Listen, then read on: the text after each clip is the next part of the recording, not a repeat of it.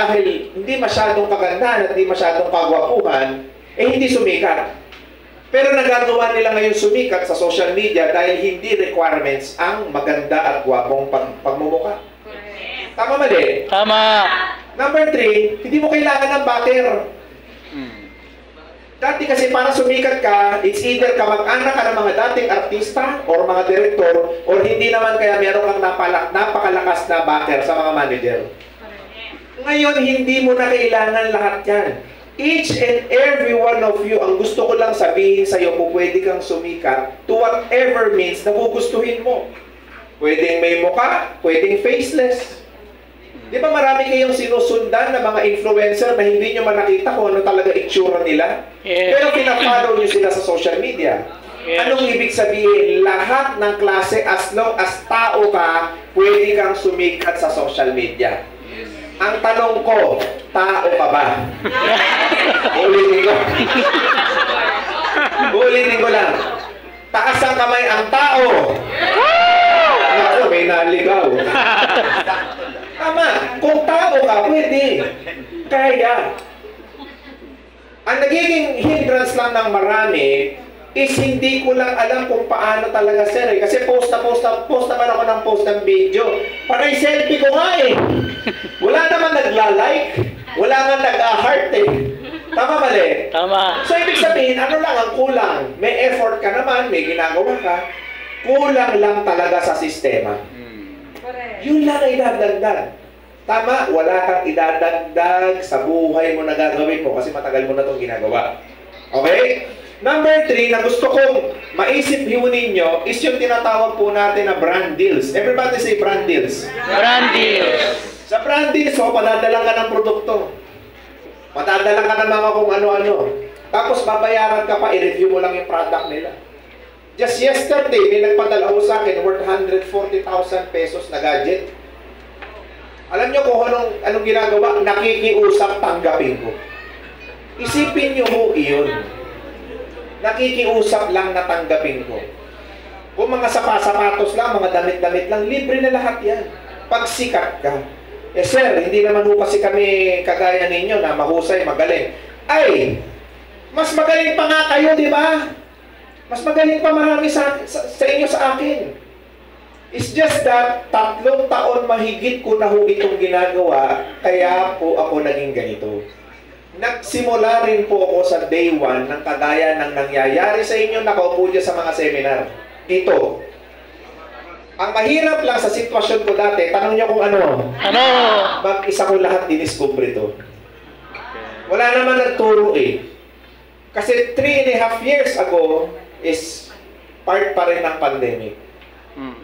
Because of my boredom, napo-board lang ako sa buhay ko, nag-video-video ko dyan, may manood, wala. Ang importante lang is this.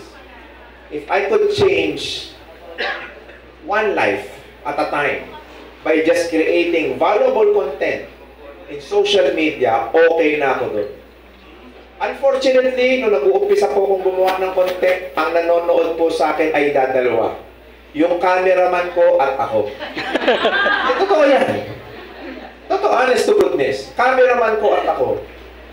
Nalulungkot yung cameraman ko. Boss, bakit walang nanonood sa inyo? Ang gaganda ng mga sinasabi ninyo. Okay lang yan. Again, focus ka lang doon sa mithiin at gusto mo. Ano ba yung mithiin at kagustuhan ko dati? Simple lang. Ang mithiin at kagustuhan ko dati ay makapag-share lang ng value sa maraming tao. That's it. Sa case po ninyo, ang ganda-ganda ng produkto ninyo. Yes. Tama mali? Tama. Isang buhay lang ang mabago ninyo. Mataas na blood sugar, may high blood. Tama. Gumaan ang pakiramdam niyan dahil sa produkto ninyo. Okay ka na ron.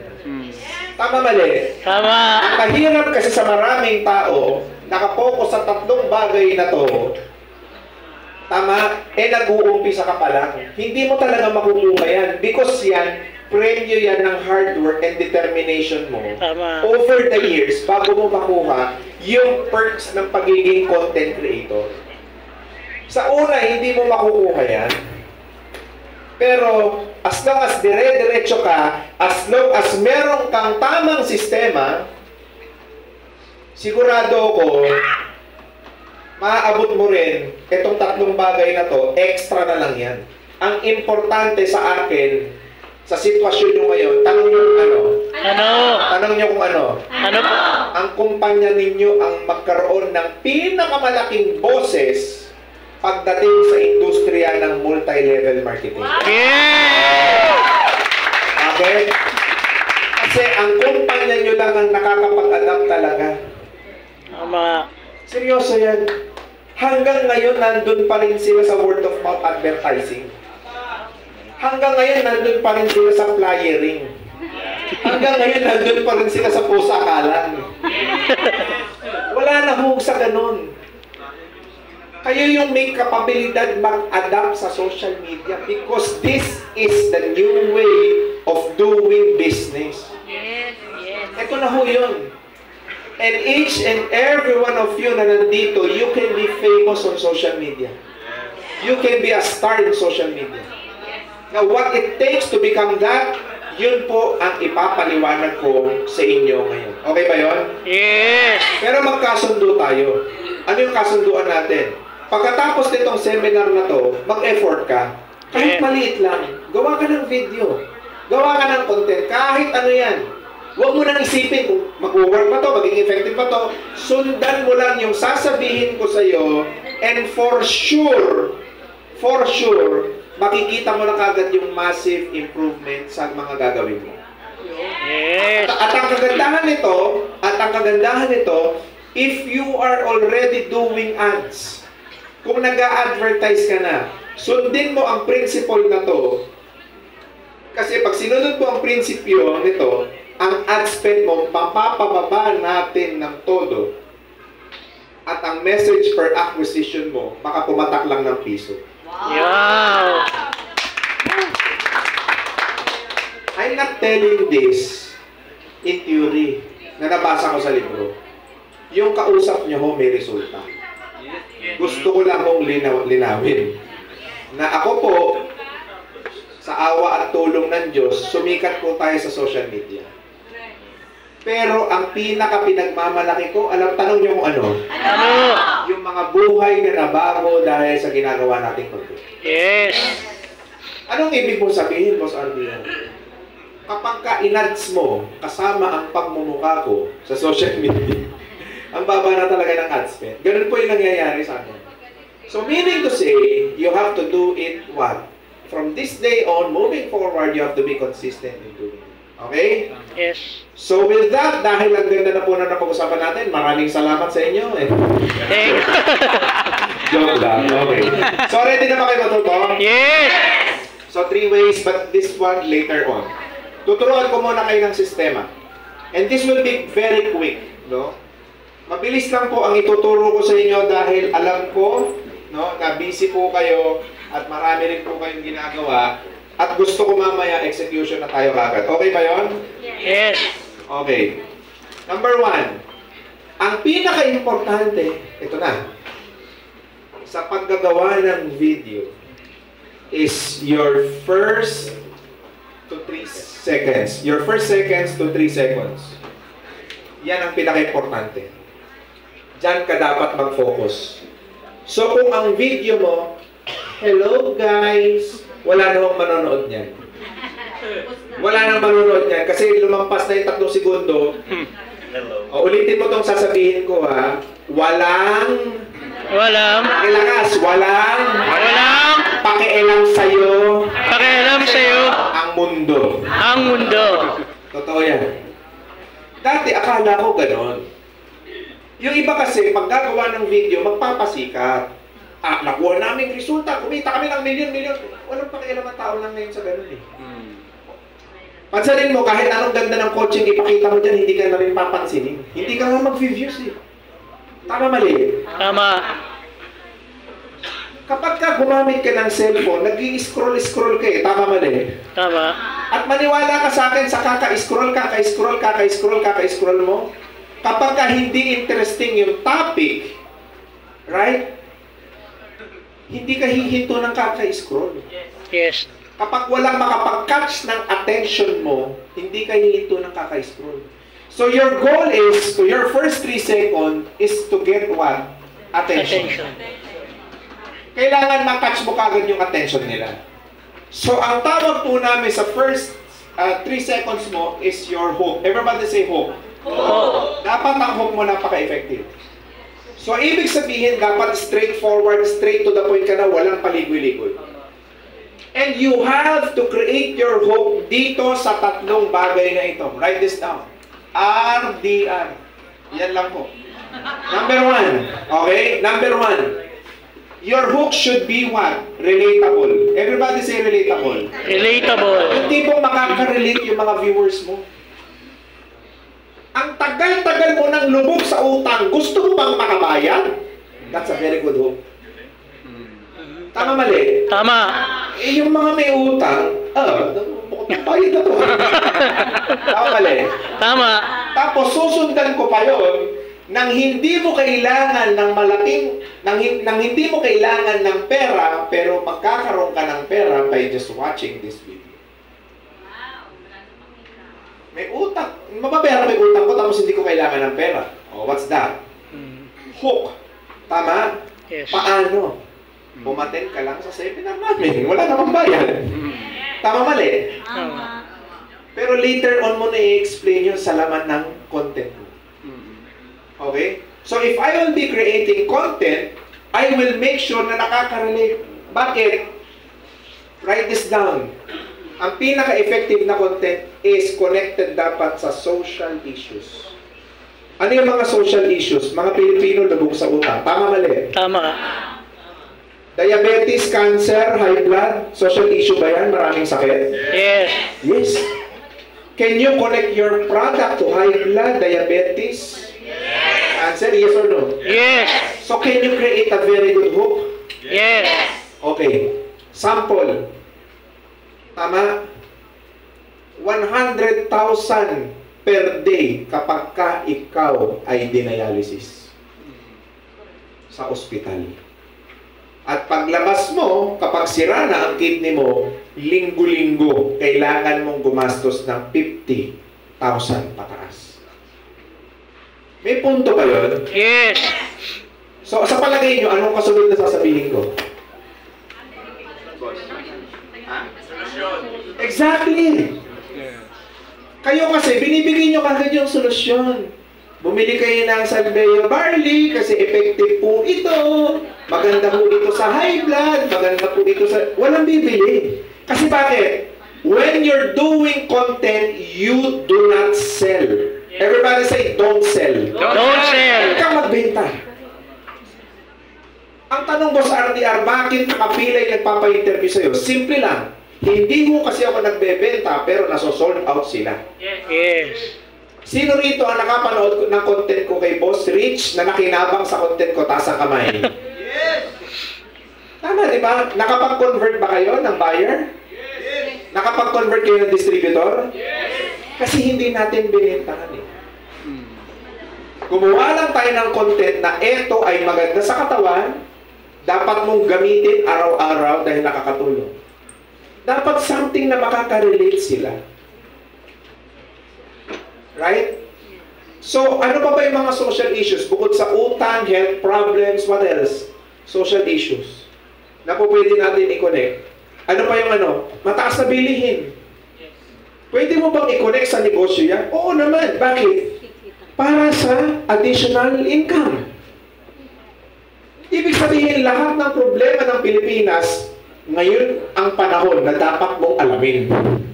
Tama mali? Tama. Kasi yan ang gagamitin mong hook dahil yan ang interest ng mga tao sa social media. Kung paano maiibsan at masusolusyonan yung panandali ang problema nila sa buhay.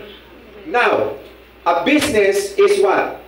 Ano ba ang negosyo? Ang negosyo ay isang oportunidad na nagsosolve ng problema ng maraming tao.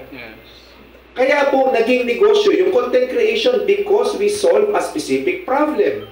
Now, what is that specific problem? Kayo na hong bahalang maglagay nun, mag-connect nun sa content nyo. Mag-create kayo ng problema. That's what I'm saying. Gumawa kayo ng problema. Tama? So, anong tawag sa inyo is hindi problem solver. Problem maker. Making problems. Tama mali? Tama. Yun ang una ng content mo. First 3 seconds dapat yan. So, kailangan yung paganahin yung creativity mo. Maniwala ka sa akin, kahit hindi ka marunong mag-edit ng video, you can be viral. Because why? Yung mga unang videos po namin, dahil wala kaming editor, end-to-end cut lang yun. Ibig sabihin, kinat ko dito, diretso ko pinos. Ang tanong, nag-work ba siya? Oo naman, ako naman si RDR ngayon eh. Yes. Ibig sabihin nito, mag-umpisa ka sa ganon. So, ang kailangan mong gawin is magsulat ka na magsulat. Ang hirap kasi sa maraming tao, tanong niyo kung ano? Tanong niyo kung ano? Ano? Nood ka ng nood sa social media, puro chismis ang pinapanood mo, hindi mo pinapakinabangan. Tama ba, Le? Tama. Kakapanood mo kay Tulpo, ano nangyari sa'yo? Kumita ka, hindi. Hindi. Hindi ka ba nagtataka, sobrang reklamador mong tao? Tama ba, Le? Tama. Napagka ako, ano mo, papatulpo kita. Di ba may mga ganon? Ano problema? Nanonood tayo, hindi tayo nag-o-observe kung paano ito mag-work sa atin. Ang tawag sa atin lagi, social media consumer. Wherein you can be a social media content creator na ikaw naman ang kino-consume ng maraming tao. Lagyan lang natin ng sistema. Relatable. Pag-isipan nyo ho yan, assignment nyo ho yan. Kasi hindi ho ako babalik dito nang hindi kayo nakakagawa ng video. Kung gusto nyo may part 2 tayo, may part 3 tayo, pwede naman. Yeah. Hindi na nga bayad, pagpalakpak, ang hinahula pa.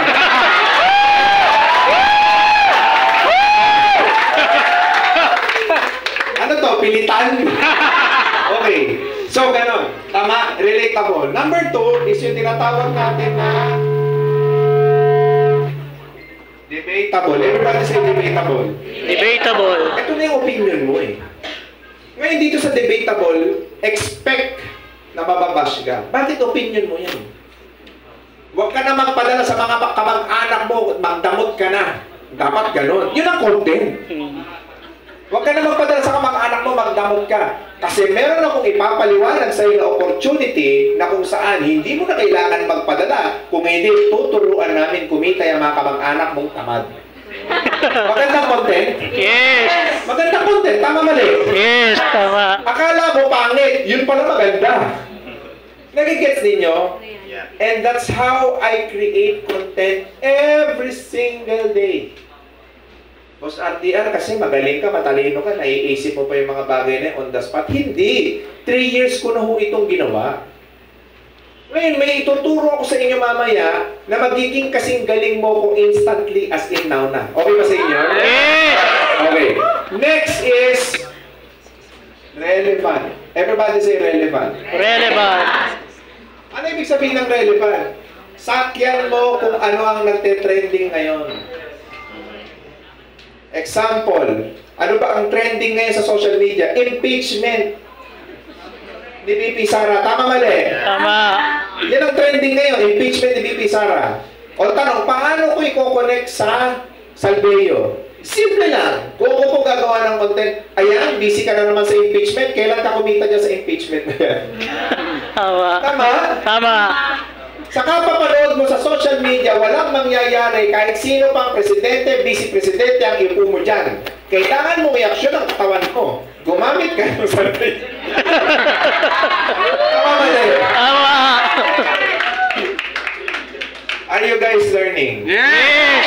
Kailangan sa tatlong bagay na to, iikot ang topic mo. Relatable, debatable, and relevant. Doon lang. Sa 3 segundo. At ang kailangan ng tempo mo mabilis. Everybody say mabilis. Mabilis. Nag-hook ka, yung 3 segundo mo, inubos mo sa, alam mo ba? hindi mag-work yan. Kailangan mabilis. Kailangan may suntok kagad. Kailangan impactful kagad. Because what you have to do is just to what? Make them stop scrolling. Yun ang trabaho mo sa social media.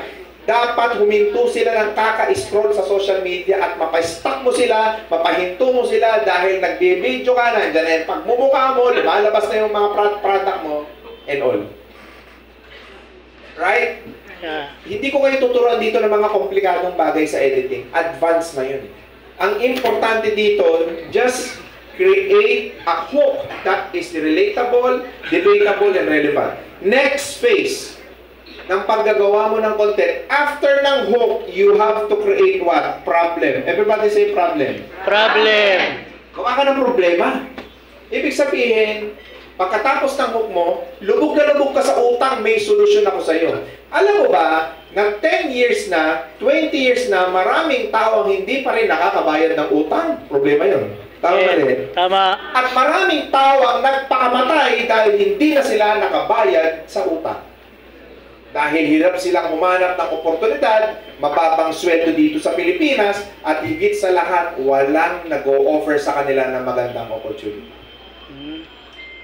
Kaya nandito ako para ipaliwanag sa inyo ang isang oportunidad na nakapagpabago ng buhay ko. Alam niyo na kasunod nun. Tama ba rin? Tama. Tama ba rin? Easy. Right? Kanina, nag-vlog kami dito. It took me what? 5 minutes? 10 minutes? Tapos na. Eh bakit ang bilis mo, Boss RDA? Eh kasi nga ho, 3 taong mahigit ko na ho itong ginagawa sa araw-araw. Okay? So ngayon, pag nag-create ka ng problema, kailangan be bold. Hindi ho yung maghuhubad ha. Okay. Be bold. Ibig sabihin, talagang, alam mo yon, matapang, ano pa ba? Diretsyon-diretsyo, walang paligoy-ligoy. Kasi alam mo bakit? Pag binibitok mo ang tao sa social media, hindi hihinto yan. Kasi alam, binibitok mo siya. Subukan mo, para mas maintindihan natin, subukan mong i-real talk yan. Tanong, matatauhan hindi? Matatauhan. Matatauhan yan, i-real talk mo eh. Tama? 30 years old ka na, nakatira ka pa rin dyan sa kundyan ng nanay mo. Kapal ng mukha mong, hinayupak ka. Ang tanong, hihinto, hindi. Kung 30 anyos ka na, nakatira ka pa sa magulang mo. Hinto. Ang tanong, marami ba yan? Marami. Exactly. Kaya kailangan may impact. Tandaan niyo ito. Words are important, but tonality is importanter. Okay? Yung tono ng pananalita, yun ang mahalaga. Kung paano mo siya dinideliver sa video. Huwag na huwag kang maggagawa ng content na para kang nalugi. Eh, opportunity ang ino-offer mo. Pag nag-offer ng opportunity, excited ba? Yes. Enthusiastic? Yes. Talagang hype na hype ka ba? Yes. Huwag po kayong babati sa unang video nyo ng good morning dahil wala na, lumagpas na kagad yan. Kasi pag binati mo ng good morning yan, networking yan! Tama ba rin? Tama. Kasi marami ako nakikita sa inyo, good morning! Hindi na nag-work yun. Diretso ka na kagad. Tama? Stage 4 cancer, bumalik po ako sa loob ng 1 buwan. Ha? Huwag na kagad yun. Kung totoong istorya mo yun. Tama? Tama. Kung naranasan mo sa produkto, sa pag-inom ko nito, ang blood pressure ko dati is 160 over 90. Halimbawa, gano'n. Ngayon, 180 na. Over 100. Nagigets ninyo? Yes. You have to be creative. Right? So, ano yung way? Para makagawa tayo ng problem, kailangan kakonekta ito ng social issues na create mo doon sa hook mo. Kailangan connection. So, ibig sabihin, bago pala ako makarating doon sa ino-offer ko, dadaanan ko, kailangan may hook ako, tsaka may problem ako. The answer is yes. Yun lang po ang sagot. Okay? May natututunan ba? Yes. May nadadagdag ako sa inyo? Yes. Pero gusto ko sana mapakinabangan nyo ito at pagkakitaan nyo. Kasi kung ako lang ang may ganitong seminar nung ako ay nag-uumpisa, sana mas napabilis. You know, what it took, kanina pinapanood ko si Kong TV, bago nag-work yung video niya, it took him More than 200 uploads. Bago nag-work yung ginagawa niya. Sa akin, sa case ko, I've been doing several contents, walang nanonood. Anong ibig sabihin? Consistency is the name of the game. Kahit man sa negosyo kahit saan bagay Di ba lagi ko nga sinasabi, walang kumulong tubig sa patay sinting talan. Tama. Totoo yan. Di ba? You have to be consistent. Okay? Bukod dito, pag sinabi mo na yung problem, of course, damihan mo yung problem. Problem 1, pak. Problem 2, pak. Problem 3, pak. O, nasa ano na yan? Nasa mga 30 seconds na yan. Okay? Tapos sunod, tsaka mo sabihin yung solution. Everybody say solution. Solution. Your solution should be not what? Salesy. Everybody say not salesy. Not salesy. Hindi yung tunog nagbebenta ka. Dapat tunog na nagmamalasakit ka. Sa paggamit ko ng Salvewell product, ito po ang nangyari sa akin. Suggestion ko, huwag ka muna mag-decide bumili. Panoorin mo muna itong video na to. Something like that. Dahil hindi naman kita binibentahan kinikwento ko lang sa'yo yung magandang experience ko dito sa product na ito. Something like that. That's how you attract client. Ang ginagawa po kasi pag nag-a-ads ka and when you're doing content is attraction marketing. Everybody say attraction marketing. Attraction marketing. And this is the newest way in doing business. Lahat po ng negosyo pupunta na po sila, nagmamigrate na po sila dito sa attraction marketing. Because you're not selling, you're just attracting clients. And let them inquire. Ang mahirap kasi, kaya hindi ka makabenta, tanong mo kung ano. Ano? Pinipilit mong bentahan yung kliyente mo. Huwag mong pilitin, bakit? Metras, pinipilit mo yan, metras. Ang laman ng utak niyan, ano ba naman to? Naghirap na yata itong kapitbahay ko. Nung araw sa araw pa kinukulit doon sa barley-barley niya. Ganito. Diba? Ikaw pa, mali. Tapos pag nagka-high blood, tumaas ang blood sugar, mali, ano ba ino-offer mo sa Tama, mali. Tama. People will just buy your product if they realize that they need your product. Tama. Tama. So yung solusyon na ibibigay mo, dapat candid lang. Everybody say candid. Candy. Wag naman obvious na nagbebenta ka. Candid lang. Slight lang. Slight lang. Okay? And then right after the solution, meron tayong tinatawag na CTA. Okay? Ang tawag dito is call to action. Ang call to action mo is, number 1, please watch more videos. Please follow. Please comment. Send me a message kung kailangan nyo ng free consultation. Right? You know what's the most effective way right now in doing content creation, attracting networkers? Alam nyo ba kung ano yung pinakabagong way? Ano po? Alam nyo? Ano po? Hindi ko rin alam. May nakatin. Okay. Ang pinakabagong way, right, na call to action na po pwede mong gawin is through conversation. Okay. Kailangan mag-usap kayo many times over. Ang tawag namin dito is C-commerce, conversation commerce, or conversation marketing. Ano ibig sabihin nito? Marami kasi nag-a-ads, nagre-rely kayo dun sa bot ninyo. Pag nag-rely kayo dun sa bot ninyo, please contact, please tawag, please ganito, wala ho yun.